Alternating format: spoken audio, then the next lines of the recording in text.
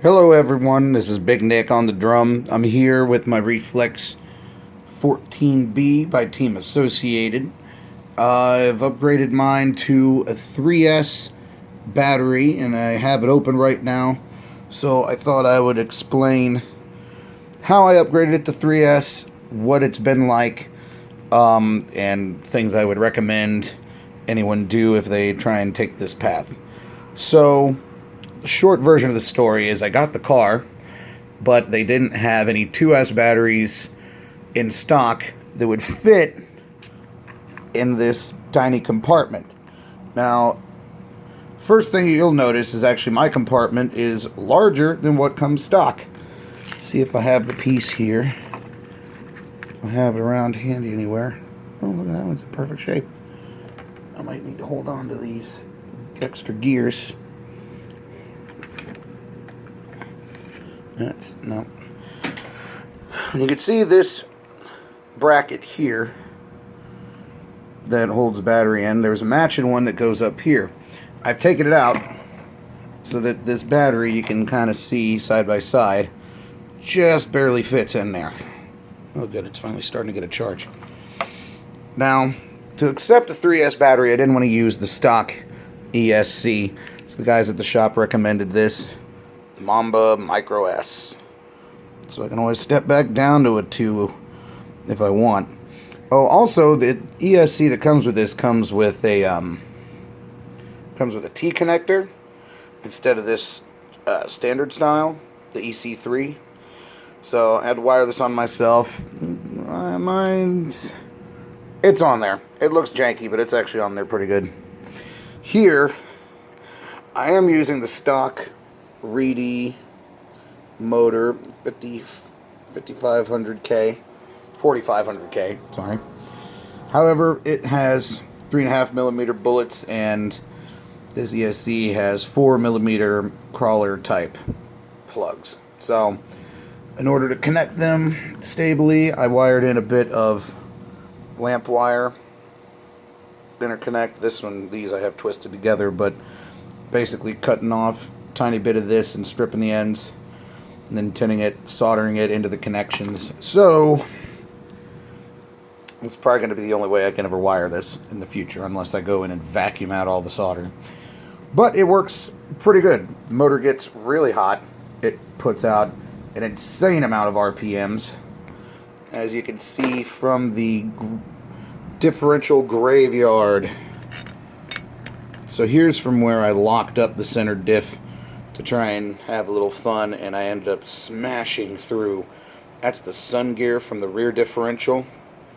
Back here, there's the normal rear pinion, and that's the thrashed rear pinion. Move it into the light a little bit better. Yeah, okay, so the one on the right is technically from the inside of the differential, but you get the idea. It was the same kind of mini sun gear pinion that the teeth are just completely eradicated on. Similar things happening with the spur gears. Here's the original spur gear that I put in it. Now you'll see that it left this lip there. That's because the pinion wasn't mated exactly right with it, and it was off axis. So to fix it being off axis, you can barely see in there, but I have these white plastic shims. Keep this motor nice and horizontal. The problem is that it comes stock simply mounted here with the gear case, and it holds it in with tension, but it's easy for that to get loose and for it to not be mounted on axis with the spur gear. So these are just some 3D printed key fobs that I printed in PETG a while back. Had some extras, and 2 of them happen to be just about the right thickness to keep the motor up where it needs to be.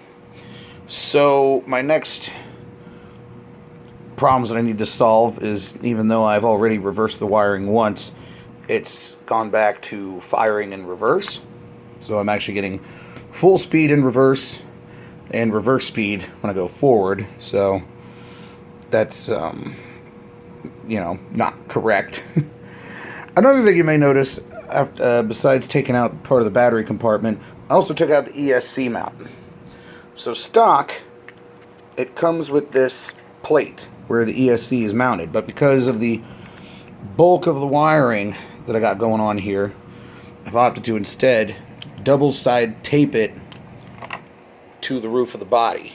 So it just sits in it like that, and that allows for the wiring to go where it needs to be without interfering with the control arm.